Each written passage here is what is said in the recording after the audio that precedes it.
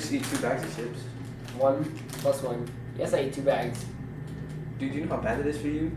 No. Did you even bother reading the nutrition label? What's the nutrition label?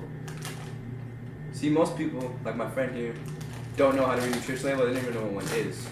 So with that being said, do you know what's in your food? Alright, so most people, like my friend here, don't ever bother to look at these nutrition labels, so they don't know how to read them or what they mean. Lucky for you, I'm gonna show you how to read one right now. Alright, so the first thing you see at the top of the nutrition label here is the nutrition facts. Now what this goes based off of is serving size and servings per container. This is a small bag, so you can see each of those numbers is 1. Now if you have bigger bags, what you want to look out for is numbers that you can recognize. If they give you this amount, the serving size in grams, I doubt any of you know exactly how much 28 grams is. So what you want to look for is numbers that you can recognize, such as like 1 cup, a teaspoon, something like that. Alright, so if you move down here, you get calories. And it's the total calories 140 and the calories from fat 70. So now you could use these numbers to find out how much of the product is actually fat. And what you do is you take this number, the calories from fat, and divide it by the calories, and then you multiply that by 100. So it'd be 70 divided by 140, which is 0.5, and then you multiply that by 100 and get 50%.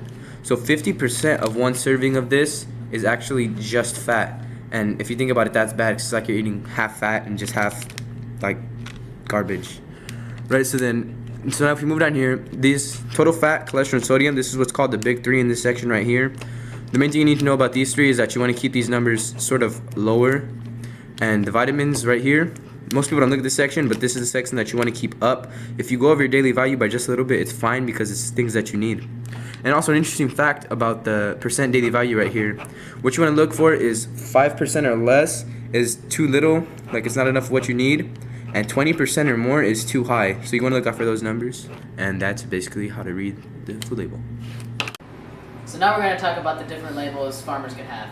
Farmers can have a USDA organic label or a natural food label. The USDA organic is the more trusted of the few labels because they meet a certain criteria that farmers have to meet in how fresh their food is and how their animals are being treated. Whereas the natural food labels, any farmer can put it on there and say that it's fresh or the animals are being treated well. So I'm going to talk to you guys about another food label. It's called Free Roam or Cage Free. And this food label is about chickens who aren't held in cages, all smushed together. They're more held like freely in a bigger type of farm, and they can eat like off the ground. So now that we're on the topic of chickens, what is your recommendation for buying eggs? Well, I don't recommend buying eggs from a grocery store because those are produced like in a big factory and can contain salmonella. I would recommend buying an egg from like a local farmer or a farmer's market. Hope you enjoyed the video. Just in case you weren't paying attention, that's the importance of a nutrition label and how to read a nutrition label. Just remember, keep your big 3 down and your vitamins up. Also, we talked to you about different food labels. First, talked to you about the dispute between USDA organic and natural. Just remember, USDA organic is more credible because there's certain criteria farmers have to meet in order to obtain this label. They have to treat their animals a certain way and their food has to be fresh.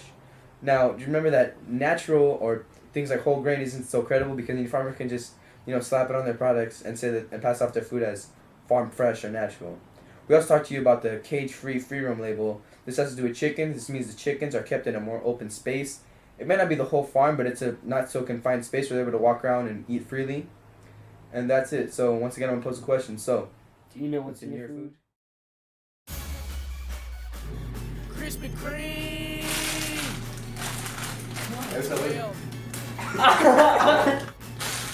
We back up in this. Y'all already know. Cause I am the baddest of them all. If you ain't about money, then I don't you can't throw it out of the shot like I that. think I don't get girls, cause I ain't very tall. If she see my stacks, I bet you that she calls you know that I am the baddest Dude, of you them just eat all. 2 bags of If chips. you ain't about money, then I don't mess with y'all. Y'all think Yes, I I eat don't 2 bags get of girls, chips. cause I ain't very tall. If she see my stacks, I bet you that she calls. I had to fight my whole life. I could beat you up even if you had 2 bags of chips. 1,000 knives.